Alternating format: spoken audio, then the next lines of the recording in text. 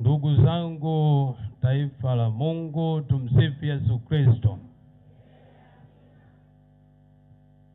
Leo ni kama Ekaristi ya pili hivi, inaleta ladha sana. Jana Jumapili iliyopita tuliazimisha hiyo sikukuu ya Ekaristi Takatifu, na siku nyingine ambayo ilifanana sana na Ekaristi Takatifu ni siku gani?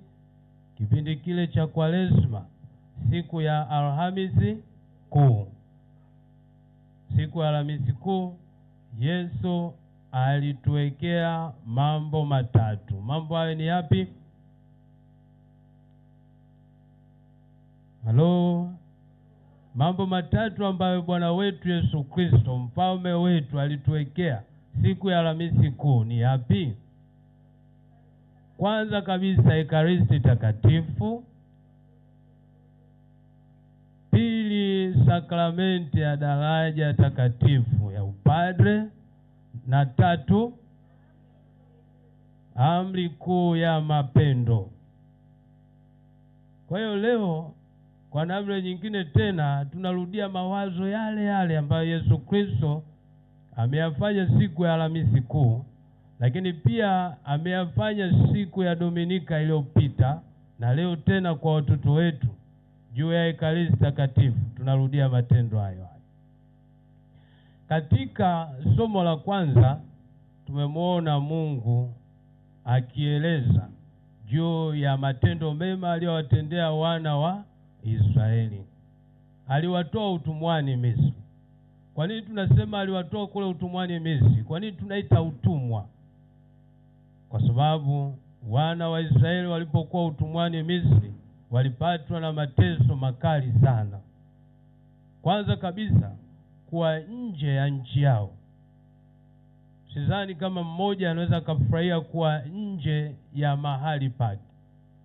Ndio maana hata tunapowakaribisha watu tunaowapenda nyumbani kwetu, tunasema ujisikie uko wapi? Nyumbani. Nyumbani ni sehemu ambayo inaleta amani. Nyumbani ni sehemu ya burudani. Nyumbani ni sehemu ya furaha. Nyumbani ni sehemu ya utulivu. Nyumbani ni sehemu ambayo unaweza ukafanya vitu kwa uhuru mkubwa. Kwa hiyo wana wa Israeli walikuwa utumwani Misri, sio nyumbani. Hawana furaha, hawana amani, hawana uhuru wowote. Kwa hiyo Mungu anafahamu umuhimu wa mtu kuwa nyumbani kwake. Anawatoa wana wa Israeli kutoka kule utumwani Misri. Waache kuwatumikia wa Misri kwa kufyatua matofali, kwa kufanya mambo magumu ambayo wamekuwa wakitumikishwa kama watumwa. Akawatoa kule. Na kuna historia kubwa tu hapa kati ambayo Mwenyezi Mungu amewatendea wana wa Israeli. Lakini kubwa ambalo analikumbusha siku ya leo ni agano. Mungu anamwambia Israeli akumbuke kwamba ni yeye Mungu ndiye aliyewatoa wana wa Israeli kule utumwani Misri. Kwa hiyo hivi basi, wakikumbuka hiyo au hayo mema ambayo yeye Mungu ameyatenda, basi washike amri za Mungu, ili agano hili liendelee kuwa kwa Mungu na wana wa Israeli. Mungu anasema ninyi mtakuwa watu wangu na mimi nitakuwa Mungu wenu, kwa sharti moja tu, mkizishika amri zangu. Mkizishika amri zangu. Kwa hiyo Mungu anakumbusha siku ya leo. Sisi tunaposherehekea na watoto ambao wanaelekea hivi karibuni kupata sakramenti ya Ekaristi Takatifu, tunakumbushwa mambo hayo hayo, kwamba Mwenyezi Mungu alitutoa katika utumwa wa dhambi kwa sakramenti ya ubatizo, na tukapata ondoleo ya dhambi ya asili, na tukafutiwa dhambi nyingine zote tulizotenda na adhabu zake. Lakini bado tukapata neema ya kuitwa watoto wa Mungu. Sakramenti ya ubatizo tena inaeleza kwamba yenyewe ndio ufunguo wa sakramenti nyingine zote zinazofuata. ukimwambia mtu ataje mtiririko wa sakramenti 7 alizotuwekea Bwana wetu Yesu Kristo, ataanza na sakramenti gani? Yesu ametuwekea sakramenti ngapi? 7. Ya kwanza ubatizo, ya pili kipaimara, ya tatu Ekaristi Takatifu, ya 4 wazazi. Hata tuwasikii sana wazazi, tuwasikii sana. Ekaristi Takatifu ya ngapi? Ya 3. Ya 4 kitubio, mmesema haya. Ya 5 naam, sio mnanichanganya. Wengine wanasema mvua, wengine wanasema jua. Ipi ni ipi? Ya 5 ni ipi? Mpako mtakatifu wa wagonjwa, na sio upako mtakatifu wa wagonjwa. Ukawafundisha wanafunzi fulani, mtaje sakramenti, akifika hapo kwa hiyo sakramenti ya 5 anasema upako mtakatifu wa wagonjwa. Sisi hatuna upako, sisi tuna mpako mtakatifu wa wagonjwa. Na ya 6 daraja takatifu ya upadre. Na 7 ndoa. Nimejibu kama tofauti kidogo na kile kigango nilienda siku ile. Tulipouliza sakramenti ya ndoa, wao walisema, watoto walisema sakramenti ya 7 Father ni ndoa takatifu. Wazazi wakasema sakramenti ya 7 ni ndoa. Wamepata? Wako wapi hapo sasa? Watoto hapo sasa, kwa sababu ana hamu ya kuelekea katika wito huu. Wazazi wamechoka, ile takatifu hao hawahitaji. Nasema baba, sakramenti ya 7 ni ndoa. Kusema ndoa takatifu, sisi hatutaki hiyo. Sakramenti ya 7 baba ni ndoa. Tena anasema akiwa amechukia, sakramenti ya 7 ni ndoa, anageuka huko kabisa. Kwa hiyo Yesu ametokea sakramenti hizo 7. Sakramenti hizo ndio dira ya maisha yetu.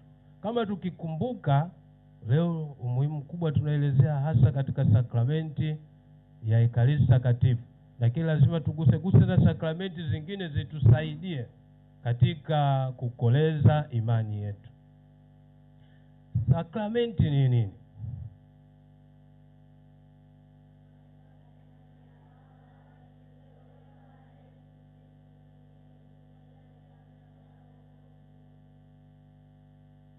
Halo? Sakramenti ni nini? Sakramenti ni alama wazi iliyowekwa na Yesu Kristo ili kutuletea neema ya wokovu. Basi rohoni, neema ya wokovu wapi? Rohoni. Ndio maana ya nini? Sakramenti. Na nyinyi leo mnapokea sakramenti. Sakramenti gani? Ya Ekaristi. Kila sakramenti ni alama wazi. Kila sakramenti ina alama yake wazi. Sakramenti ya ubatizo, alama wazi ni maji. Mtu ananyunyizwa kwa maji, nasema fulani na kubatizwa kwa jina la Baba na la Mwana na Roho Mtakatifu. Au anaweza kazamishwa ndani ya nini? Ya maji. Kwa hiyo maji ndio alama wazi ya sakramenti ya nini? Ya ubatizo. Pamoja na maneno anayetamka padre akiwa anambatiza nani? Mtu yule ambaye anabatizwa pale. Kila sakramenti ina alama yake. Lakini hata sakramenti leo ya Ekaristi Takatifu, alama wazi ya sakramenti ya Ekaristi Takatifu ni ipi?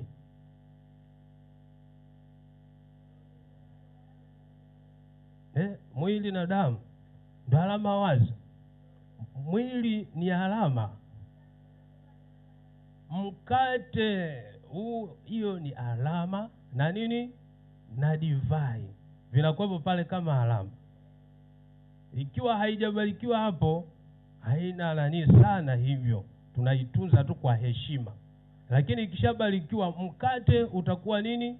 Mwili wa Kristo, na divai itakuwa damu ya Kristo. Kwa hiyo vikishabarikiwa hapo vinapata kuwa sakramenti ya Ekaristi Takatifu. Kwa hiyo sakramenti ni alama wazi. Kila sakramenti ina alama yake wazi. Hata kwenye kipaimara alama wazi ni nini? Mkristo kupakwa mafuta ya krisma kwenye paji la uso, alafu na maneno anayesema baba askofu au padre aliyetumwa na nani? Na askofu fulani, pokea muhuri wa paji la Roho Mtakatifu. Muimalisho anasemaje? Amina. Alafu askofu anafanya nini? Anampiga kikofi. Anampiga kikofi wapi? Shavuni. Anampiga kidogo tu, amani iwe kwako. Anampiga wapi? Shavuni, kumuonyesha kwamba ni askari hodari wa Yesu Kristo. Askari anatumia nguvu, na nguvu zako wewe ni za kiroho. Kwa hiyo ni ishara au alama. Hako kakofi pia ni alama. Kwa hiyo unakuwa askari hodari wa Yesu Kristo ukiaishi yale mapaji saba. Unakuwa mwenye hekima, unakuwa mwenye akili, unakuwa mwenye nguvu, unakuwa mwenye shauri jema na nini. Hayo mapaji yote saba unakuwa unayaishi, kwa sababu wewe umeshafanywa kuwa askari hodari. Leo katika umuhimu wa sakramenti ya Ekaristi Takatifu, tunapoendelea kuitafasiri katika maana kwamba sakramenti ni alama wazi. Alama wazi iliyowekwa na nani? Yesu Kristo. Sakramenti zote zimewekwa na nani? Yesu Kristo. Sakramenti zote saba zimewekwa na nani? Yesu Kristo. Ndio maana tunasema ni alama wazi iliyowekwa na Yesu Kristo, neno la pili la msingi, na tena ya tatu ili kutuletea neema ya wokovu. Kwa hiyo kumbe mtu asiyepokea sakramenti ya Ekaristi Takatifu au sakramenti nyingine hapati neema ya nini? Ya wokovu. Ili upate neema ya wokovu inakupasa upokee sakramenti ambazo Bwana wetu Yesu Kristo ameziweka. Tena tuna visakramenti. Visakramenti ni nini? Visakramenti ni nini?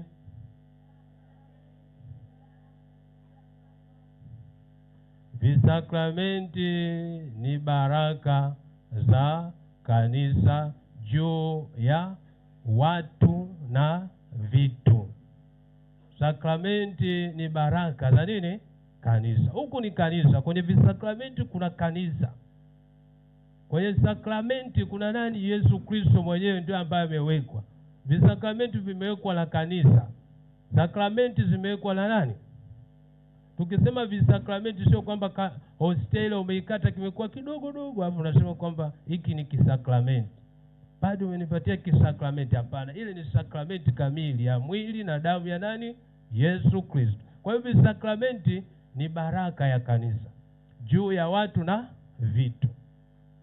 Kanisa linasisitiza watu wapokee baraka katika vitu vyao na wao wenyewe. Umejenga nyumba, je, umewahi kumwita padri aje kubariki?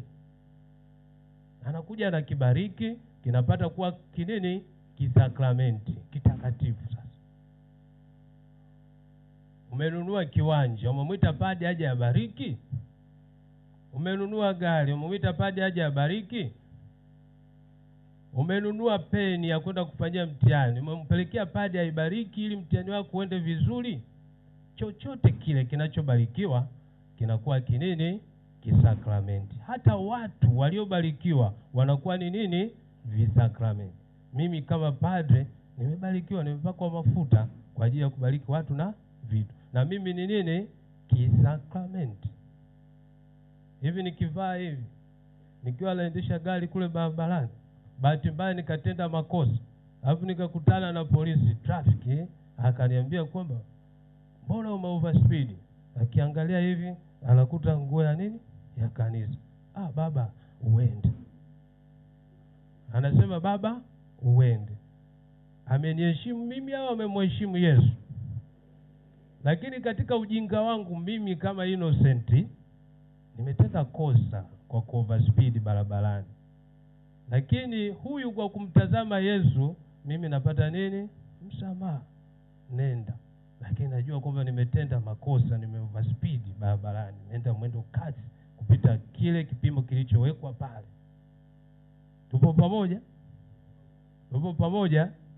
Kwa hiyo visakramenti ni vingi, lakini sakramenti ni 7. Visakramenti vimewekwa na kanisa, lakini sakramenti zimewekwa na nani? Yesu Kristo mwenyewe. Katika sakramenti hizo 7, ili mtu aitwe Mkristo, inabidi apokee sakramenti zipi ndio uitwe Mkristo? Mkristo kamili anapaswa kupokea sakramenti zipi ndio aitwe Mkristo kamili? Ubatizo, kipaimara na ekaristi takatifu. Sakramenti hizo 3 ndizo zinazomfanya mtu awe Mkristo. Mwingine amebatizwa, ametulia, anasema mimi nimeshabatizwa, ni Mkristo. Mkristo wapi? Mimi wa Kilovya kule. Kilovya tena mimi Mkristo kindakindaki. Natoa zaka, nafunga mara 7 kwenye hiyo wiki, siku zote 7 mimi nafunga. Lakini sio Mkristo kamili, amebatizwa tu. Hatakuwa legelege kwa sababu hajaimarishwa. Inabidi upokee sakramenti ya nini? Kipaimara, uimarishwe, unafanya kuwa askari hodari. Katika humo basi ukipokea ile mapaji 7 unakuwa imara na jasiri. Na imarishwa. Kwa hiyo Mkristo aliyobatizwa pasipo kuimarishwa atakuwa Mkristo legelege. Kwenye dhambi ataingia tu, hana mafundisho ya kanisa. Kwa hiyo atapokea sakramenti ya kipaimara, ataimarishwa. Na baadaye atatakiwa kupokea sakramenti ya nini? Ekaristi takatifu. Hapo ndipo ukamilifu unakuja. Kwa sababu katika ekaristi takatifu, ninyi watoto leo mnapokea sakramenti ya ekaristi takatifu. Yesu Kristo mwenyewe ametupa mwaliko, anasema aulaye mwili wangu na kuinywa damu yangu anao uzima wa milele. Aulaye mwili wangu na kuinywa damu yangu, asema Bwana, hukaa ndani yangu nami hukaa ndani yake.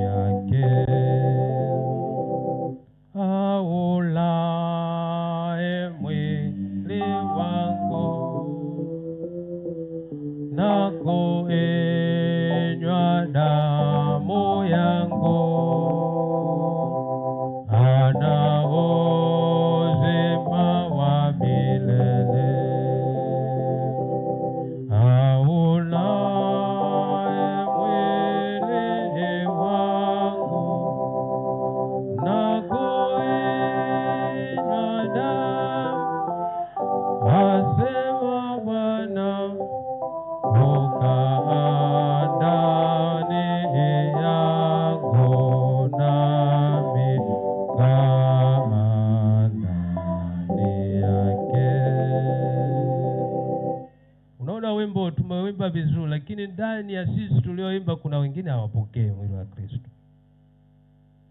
Ni kweli au sio kweli? Ingawa wimbo una ladha nzuri sana, unavutia sana, ingawa maneno ambayo Yesu Kristo anatuambia humo ni maneno yenye kutuasa kwamba mtu asiyepokea mwili huu hatakuwa na uzima wa milele, lakini bado mtu anaweza kang'ang'ania ulimwengu zaidi. Siwezi bana kumwacha huyu mwanamke, siwezi kumwacha huyu mwanamke kimada, yani nyumba ndogo, siwezi kumwacha huyu. Ni bora niende kanisani kakosa kupokea ekaristi takatifu, niendelee kubaki na mwanamke wangu kwenye uchumba sugu. Kwa nini usizinishe? Ufunge ndoa ili upokee ekaristi takatifu. Watu wanabatizwa, watu wanapokea sakramenti ya ekaristi takatifu, wanapokea kipaimara. Wakishafika mbele huko kuna mikwamo mingi, mambo ya kidunia. Kwa hiyo amekuwa katika uchumba sugu, kila mhubiri anaenda kwake akimhubiria hawezi kugeuka. Na hata watoto tunaona wanasogea katika hatua nzuri kabisa, wamebatizwa na wengine watabatizwa leo 5 hivi. Wanapokea leo sakramenti ya ekaristi takatifu vizuri kabisa, na watapokea sakramenti ya kipaimara hapo baadaye vizuri kabisa. Baada ya hapo Ukristo wetu ukiwa umekamilika, huku mbele tunaweka vizuizi. Tumeanza vizuri, tunamaliza vibaya. Ni nini kinachonikwamisha mimi nisiupokee mwili wa Bwana wangu Yesu Kristo, wakati ameniambia mwili huu ni uzima? Yule anayekaa ndani yangu na mimi nitakaa ndani yake. Sasa wewe miaka na miaka hutaki kukaa kwa Kristo kwa sababu ya mwanamke, kwa sababu ya mwanaume. Siwezi kumwacha huyu bwana, ana fedha kweli. Sasa fedha ndio mtindo mzima. Nikimwacha huyu nitakula nini? Nikimwacha huyu wazazi wangu wataishi vipi? Mungu akimuondoa je duniani, akifa utaishi vipi? Wazazi wako watakula nini? Ekaristi takatifu ni msingi wa maisha yako ya Kikristo, ni kilele cha kanisa. Pasipo ekaristi takatifu huwezi kuwa ndani ya Kristo. Mwingine anasema mimi siwezi kufunga ndoa mwaka huu kwa sababu uchumi wangu haujakaa vibaya. Umekaa vibaya. Mwakani unafika, mwaka ujao unafika, vipi uchumi umekaa vizuri? Uchumi haujakaa vizuri bana. Labda mwaka kesho kutwa, Mungu akipenda. Mwaka kesho kutwa unapooza, miguu yote unapooza, hauwezi tena kupata tena fedha. Vipi ndoa? Nikiimarishwa hapa bana nitapokea ndoa. Na afadhali ukipooza unaweza bado ukafanya maamuzi fulani. Lakini sasa ukiwa unausubiria huo uchumi, ajali imekukuta, umekufa katika hali gani? Tunaomba kifo chema mara nyingi tukiwa tunasali. Mungu anijalie kifo chema. Kifo chema maana yake nini? Kifo chema maana yake ni kwamba ufe hali ukiwa umejitakasa, ukiwa umeungama, hauna dhambi. Sasa wewe unakufa ukiwa kwenye uchumba sugu, unakufa ukiwa umefungwa na vipingamizi fulani huko vya nje. Dhambi fulani inakuzuia ushindwe kukutana na Yesu wa Ekaristia. Leo wakati watoto wetu wanajiandaa kupokea Ekaristi takatifu, na sisi watu wakubwa tukumbuke, turudi nyuma, tufanye tafakari katika maisha yetu kwamba kweli mimi wazazi wangu walinilea vizuri katika imani, wakanibatiza, nikapokea Ekaristi takatifu, nikapokea sakramenti ya kipaimara. Huku mwishoni nimekuja nimeharibu mwenyewe katika maisha ya mtindo usiofaa. Wazazi wangu hawakupenda niishi namna hii. Kwa hiyo geuka siku ya leo, wakati watoto wao wanafurahia, na sisi tufurahie kwa kugeuka. Tupo pamoja? Halo? Kwa hiyo hizo sakramenti 3 ni sakramenti zinazomuingiza mtu katika Ukristo. Kama mtu hajabatizwa hawezi kupokea sakramenti zingine zinazofuata. Sakramenti ya ubatizo ni kiingilio cha sakramenti nyingine zote. Kama mtu hajabatizwa hawezi kupokea sakramenti ya kipaimara. Kama mtu hajabatizwa hawezi kupokea sakramenti ya mpako mtakatifu wa wagonjwa. Hawezi kuungama, hawezi kupokea Ekaristi takatifu, hawezi kupata sakramenti ya upadre, hawezi kupata sakramenti ya ndoa takatifu. Mmoja anaweza kaniuliza, mbona kuna ndoa zingine za mseto anafunga labda Muislamu na Mkristo Mkatoliki? Hiyo sio ndoa. Ndoa anasema kati ya wabatizwa wawili. Ndoa ni kati ya wabatizwa wawili.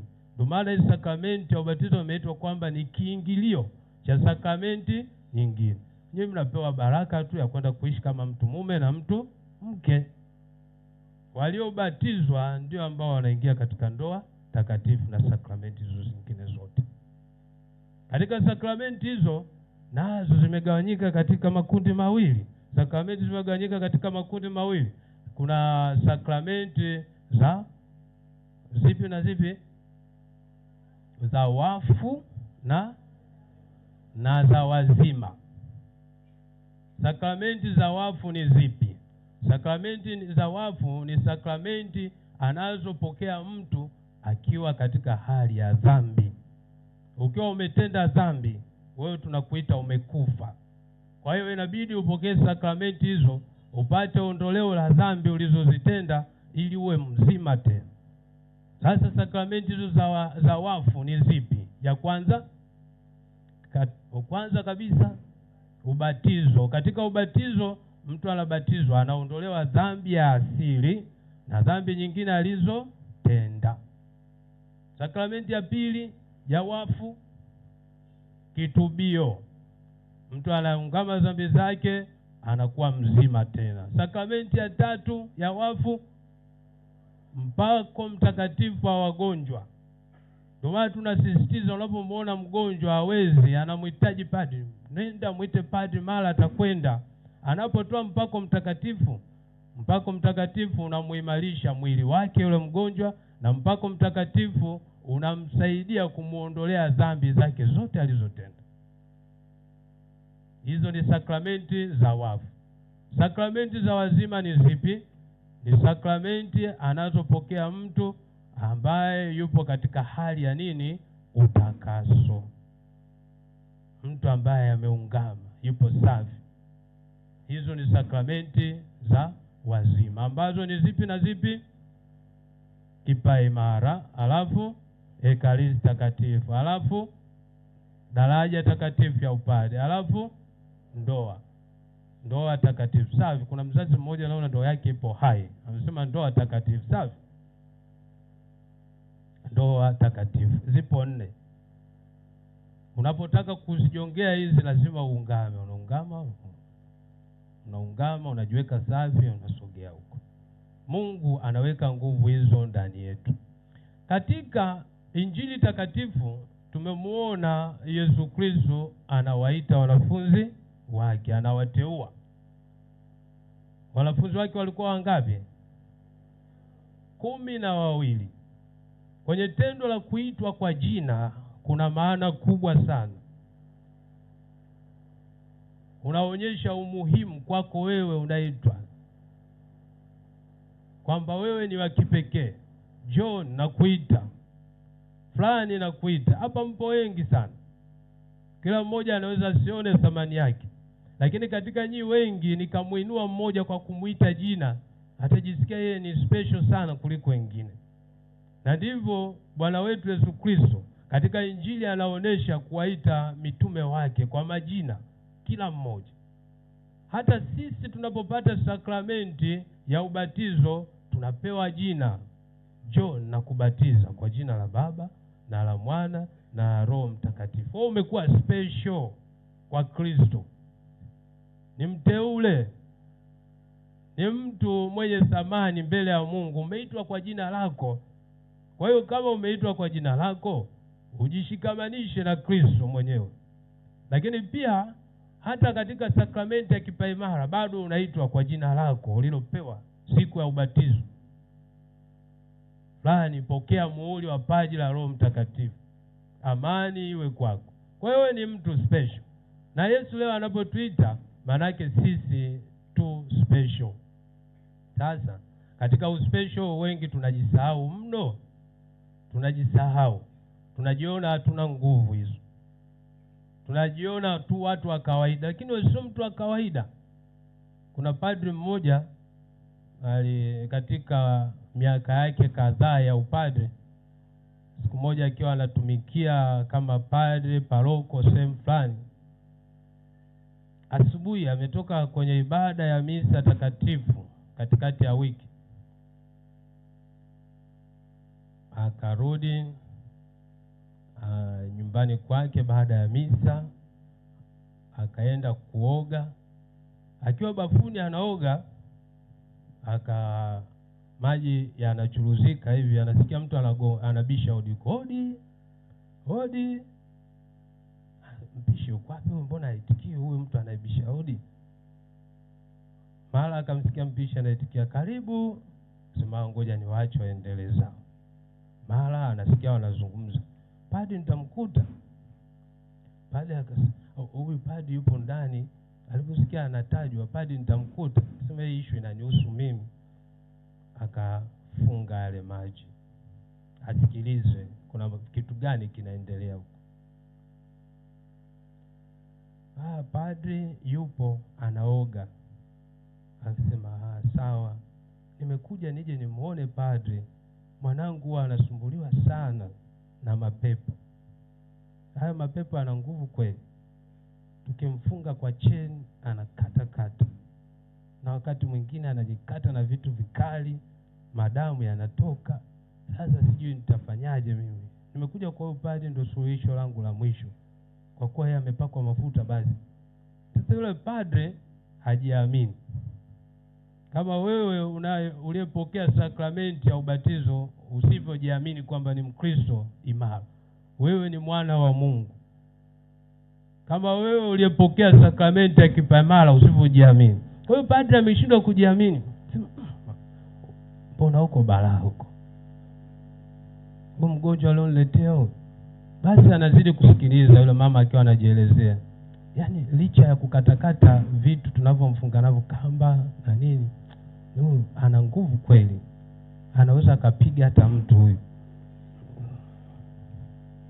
Padri akafikiria akasema nimuite nifungue kamlango kidogo nimwambie mpishi, amwambie mimi nimesafiri. Akaona hapa ngoja niendelee tu. Basi ametulia anasikiliza.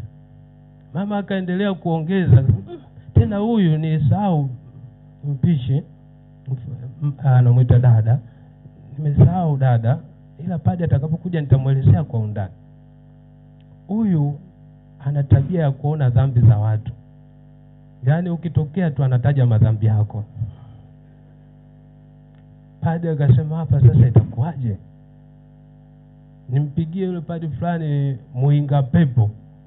Sema hapana. Akaoga, akapiga magoti chumbani kwake akiwa amevaa nguo zake vizuri, akawa amejipanga vizuri. Akavaa nguo yake alba vizuri, kwanza amictus alafu alba, stola yake, akawa anatoka nje. Akakutana na yule mama. Mama akaanza, padri akamwambia nimeshakuelewa mama, twende. Lakini wanaenda padri hapo anamwangalia yule binti yule. Sema hapa leo itakuwa balaa. Hajiamini. Shida yetu kubwa sisi hatufanyaje? Hatujiamini. Lakini padri akakumbuka maneno ya Yesu Kristo mwenyewe akiwa anawatuma wanafunzi wake, anasema msifikiri jinsi mtakavyo nena, maana mimi nitawajilia hapo, Roho Mtakatifu ataweka maneno katika vinywa vyenu, kitakachotoka hapo sio cha. Wakaingia kanisani, wakakaa mbele ya hostia takatifu. Padri akaketi kwenye benchi, akajisafisha vizuri. Yesu, usiangalie dhambi zangu, sina nini, naomba nitoe huduma hii katika jina lako. Basi akamwambia binti njoo. Wakaanza kuzungumza. Wanazungumza kirafiki tu. Vipi bwana? Safi, tumsifu Yesu Father, milele amina. Unajisikiaje? Father, mimi sisikii vizuri, sina nini. Mpaka ikafika level haya maduda yake akapanda, akakemea, yakaisha yote. Padri akaanza kuangalia mikono yake. Ni mimi? Sema ni wewe umefanya hiyo. Akawa maarufu kwamba sasa anajiamini, anafanya huduma yake vizuri kabisa.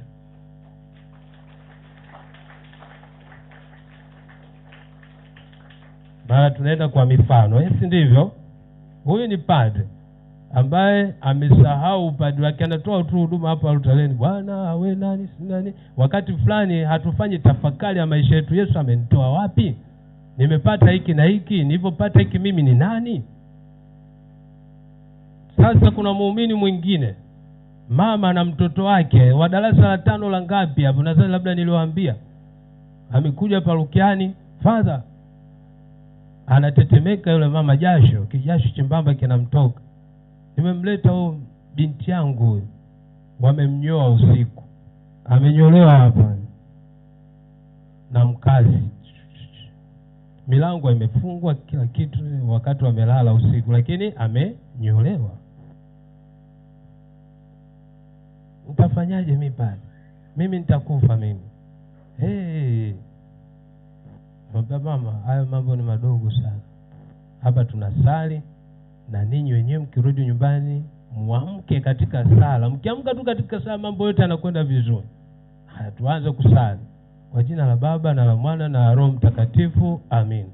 Baba yetu uliye mbinguni. Sasa tukiwa tunasali, mimi nafunua macho yangu hivi kidogo, na muelekea yule mtoto kuangalia matukio ambayo yanaweza yakatokea mbele.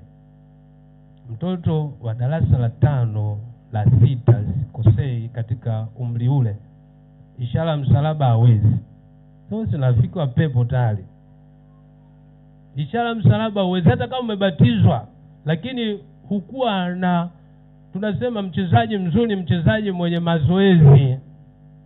Wewe mazoezi hauna na Kristo. Mazoezi yako ni sala. Hauna mazoezi na Kristo, nguvu za shetani zitashindwa kukufuata. Tena utaanguka katika mambo hayo na mambo mengine, na dhambi nyingi utazitenda, kwa sababu hauna mazoezi ya kiroho. Hauna mazoezi ya kiroho. Ishara msalaba mtoto hawezi. Wa darasa la 5 la 6. Hiyo baba yetu yenyewe amefumba mdomo, hawezi. Kwa hiyo kwenye wajibu huo, yani tumepokea sakramenti hizi, tunasema kwamba hizo sakramenti ni alama wazi iliyowekwa na Bwana wetu Yesu Kristo kutuletea neema ya wokovu. Hii alama lazima uitendee kazi mwenyewe. Ndio maana watu wakati mwingine tunang'ang'ania vitu ambavyo havitusaidii katika ulimwengu, na wengine wanaiga mitindo ya kiulimwengu. Wewe umebatizwa katika maji mafupi, umenyunyizwa, nenda kabatizo kwenye maji marefu, ndio inakusaidia usitende dhambi. Kama huna mazoezi ya kiroho, lazima uwe na mazoezi ya kiroho, ndipo utakapoweza kumshinda shetani. Kama ni habari ya maji, mimi nakwambia hata ukienda kukuzamisha kwenye bahari ya Hindi ile, ukiibuka hivyo una dhambi zako tayari. Maji ni alama. Wewe unadhihirishaje? Wewe unadhihirishaje?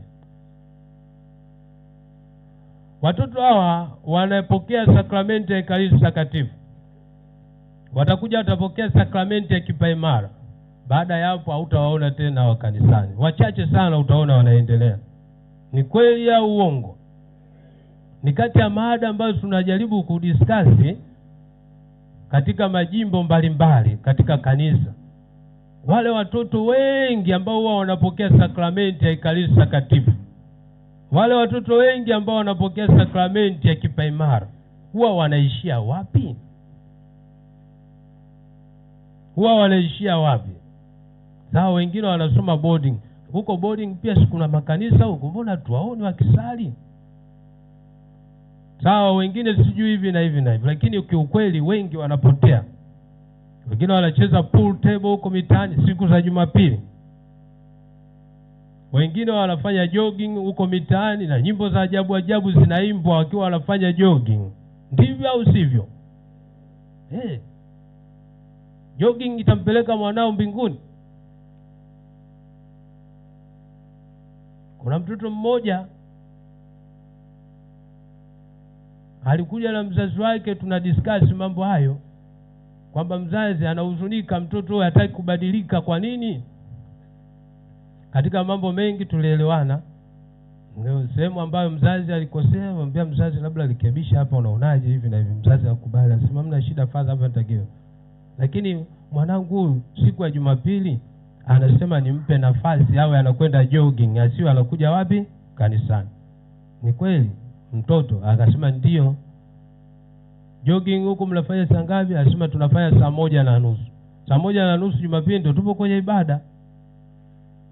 Kwa hiyo mimi nimeona bora niwe naenda jogging. Nikamwambia katika hiyo access siwezi kutetea hata mara moja. Ni lazima uende kanisani ukapate nguvu. Wewe una mapambano mengi. Unahitaji ufaulu mitihani yako, masomo yako vizuri. Lakini huwezi kufaulu kama usipojishikamanisha na nani? Na Mungu. Lakini hata ukifaulu kama huna Mungu, Mungu anatuambia katika maandiko matakatifu, kumcha Bwana ni chanzo cha maarifa. Kama wewe haumchi Bwana, siku ya Jumapili ambayo Mungu unatakiwa umtukuze, umwabudu, umsifu, wewe ndio unaenda jogging na kuimba nyimbo za ajabu ajabu zisizompendeza Mwenyezi Mungu. So mnazisikia wakiwa wanaimba mle pembeni, wakiwa wanakimbia, si ndivyo? Sasa zitakusaidiaje wewe mtoto? Mtoto kama mtoto. Lakini pia kuna wazazi wenginewe nao hawawasaidii watoto wao. Kuna mzazi mmoja alikuwa anazungumza, anasema kwamba wazazi wetu wa zamani walitusaidia sana, ila wazazi wa sasa hivi wengi hawawasaidii watoto wao. Jumatatu mpaka Jumamosi mtoto yupo busy na mambo ya shule. Jumapili ambayo ndio siku ya kuja kanisani, mzazi anasema mwacheni apumzike mtoto, amechoka sana na mambo ya shule. Tokea Jumatatu hadi Jumamosi amekuwa akiamka saa 11 saa 10 na mzigo mzito wa madaftari mgongoni. Leo apumzike. Jumatatu ikifika asikose. Akikosa viboko kabisa anachapo. Hatakiwa achapwe kama amekosa kuja huko kanisani. Hatakiwa aonywe kama amekosa kuja huko kanisani. Lakini habari ya huko, bila kuambia mtoto wako kama unamkazania na elimu ya kidunia, pata uhakika atafaulu tu. Na wanaofeli ni wachache tu. Ukimkazania katika shule bora nini, atafaulu. Division 1, marks 90, 95, hata 100 ikiwezekana. Lakini atakapopata kazi atakuwa ni mtu mbovu sana kimaadili. Kama ni daktari, kuua kwake ni kitu cha kawaida tu. Sasa ile 100 yake inamsaidia nini? Mshahara atapata mkubwa, lakini kama hana maadili, hiyo 100 yake inampeleka wapi? Ni motoni tu. Kama ni askari, kupokea rushwa itakuwa kwake ni kitu cha kawaida. Maksi zake hazimsaidii kitu. Tena zaidi kwa sababu amekosa hivyo, ataongozwa hata na vionjo vya mwili. Kesho atakuwa homosexual. Hatajiingiza katika makundi yasiyofaa. Hata mitaani sasa hivi unaona kuna mambo ambayo yanaendelea mengi. Watoto wale wanatoka wapi? Ni watoto wetu wa Kristo. Mashoga kucheza kwenye matukio ya kijamii huko, sijui huko. Mtoto wa kiume anaitwa kwenda kunengua mbele ya watu wengine. Ni mitindo ambayo inakuja kutokana na wazazi tunakosa kuwasaidia watoto wetu. Kwa hiyo hao watoto wanapopokea sakramenti ya Ekaristi Takatifu siku ya leo, nao wanaitwa kama vile mitume walivyoitwa. Huyu mtoto ni mtoto wa thamani sana. Akiharibika, mzazi utaulizwa, na wewe nafasi yako ni ipi? Kazi. Sasa hivi tunatafuta kazi sana. Watoto wengi wanatafuta kazi, vijana waliomaliza elimu zao. Shida ni nini? Kazi hazipo. Kazi zipo. Shida ni kwamba hakuna waaminifu. Na waaminifu hao wamekosekana kwa sababu gani? Hakuna wanaomcha Mungu. Wengi ni wezi. Wengi ni wauaji. Kuua kwake ni kitu cha kawaida tu kwa sababu amekosa misingi na maarifa ya kimungu. Nenda kamuue yule, mimi nitakupatia shilingi 100,000. Tayari tu unaenda unachukua 100,000. Yesu anasema yamfaa nini mtu aupate ulimwengu wote mzima na kisha akaipoteza nafsi yake? Fedha yako itakuwa na thamani gani wakati nafsi yako itakuwa imepotea, umeua? Sema mimi niishi maisha ya furaha Bwana. Tukienda kuzika kule kwenye sala ile tunasema kule kwamba Mungu unikumbushe ufupi wa maisha yangu. Ufupi wa maisha yangu. Siku zote ukumbuke ufupi wa maisha yangu. Mungu ametupa miaka mingapi ya kuishi? 70 au 80 tukiwa na afya. Zaidi hapo hamna kitu. Kwa nini muda mfupi usitumikie vizuri ili baadaye utakapokufa kwenye maisha ya milele huko uweze kuishi maisha yenye amani na furaha? Miaka 70, 80, 90 umeishi maisha ovyo. Alafu umeishi maisha ovyo, ukawa unakula starehe na nini, lakini baadaye maisha yako ya milele yote upo motoni. Kuna faida gani? Muombe Mungu Mwenyezi atujalie. Haya tunayoazimisha, na hasa sakramenti ya ubatizo na sakramenti ya Ekaristi Takatifu kwa watoto wetu, tuyaishi maishani. Tuyaishi maishani, na watoto hao tuwasaidie waishi vizuri katika maisha yao, ili maisha haya yawe yenye baraka. Na watoto hao mkiwalea vizuri, watakuwa na faida kwenu baadaye. Mkiwalea vibaya, kesho watakuwa mwiba kwenye maisha yenu. Hakika kabisa, watakuwa mwiba. Wewe mtoto, kama nimekuzaa mimi kweli, umetoka kwenye tumbo langu hili, ole wako uendelee kunipa dona na maharage. Atakupa tu dona na maharage, tena kama mimi kila siku, sababu ulishanipa maisha mabovu kule. Naomba nimalize kwa hadithi moja. Mtoto mmoja alikuwa akimletea zawadi mama yake kila siku. Leo siku kamletea pesa shilingi 10,000, mama tumia, mama anatumia. Baada ya muda fulani, mtoto mwenyewe kazi yake haieleweki. Baada ya muda fulani akasikia mtu anaitwa mwizi mwizi mwizi mwizi. Kufuatilia hivi, kumbe ni mtoto wa yule mama. Mama, msimpige, mwacheni jamani mwanangu. Akaachwa. Siku nenda siku rudi, yule mtoto tabia inakomaa. Mara akaingia sasa katika mabenki, anaiba mabenki huko hivyo. Akaja akakamatwa, anastahili kufungwa kifungo cha maisha, na ikiwezekana kunyongwa kabisa. Siku ya hukumu, mtoto anamwambia mama yake, anamwambia hakimu, naomba niongee na mamangu kabla mjanipa hukumu hiyo, kabla sijaanza kuitumikia hukumu yangu. Niambia, mama, wewe ndio chanzo cha mimi kuishi maisha haya. Laiti ungenisaidia wakati ule, leo nisingekuwa hivi. Ungenisaidia vizuri, mimi maisha yangu ningeishi maisha ya kumpendeza Mwenyezi Mungu tokea wakati ule hadi sasa. Lakini leo ninakwenda kutumikia adhabu hii kwa sababu yako wewe mama. Hata daktari anapomtibu mgonjwa mwenye jipu, mgonjwa anapiga kelele sana, mama niache mimi hivyo, lakini daktari anaendelea. Anajua anachokifanya, kwamba huyo mtu akamuliwe jipu lake, apone na atatembea vizuri, na baadaye atafurahia maisha vizuri. Watoto hawa msipowahudumia leo, ukimdekeza leo, kesho anakuwa mwiba kwako. Ukimdekeza leo, ukiwa mzee atakutukana. Utabakia unalia tu, utakufa kwa pressure, siku sio zako. Kwa hiyo tuwalea watoto vizuri, kwanza kabisa katika elimu ya Mungu, na pili katika elimu ya kwanza kabisa katika elimu ya Mungu, na pili katika elimu ya dunia. Tusifanye kinyume. Sasa hivi watu wanawalea watoto wao kwanza katika elimu ya kidunia, madaftari kibao, ada milioni 5 milioni 4. Kanisani mkija kwenye mafundisho, watoto wanapewa daftari ngapi mwalimu? Walimu wa mafundisho wanapewa labda daftari 2. Daftari moja msomi safi, anasema msomi, lakini huko shuleni wanapewa counter box kwa 4 na vitabu kabisa. Huku katekisimu ya shilingi 4,000 5,000 mtoto anunuliwe, lakini kule ananunuliwa kile kitabu mathematics mwaka wa kwanza darasa ngapi si. Akifika mwaka mwingine anabadilishiwa vitabu hivyo.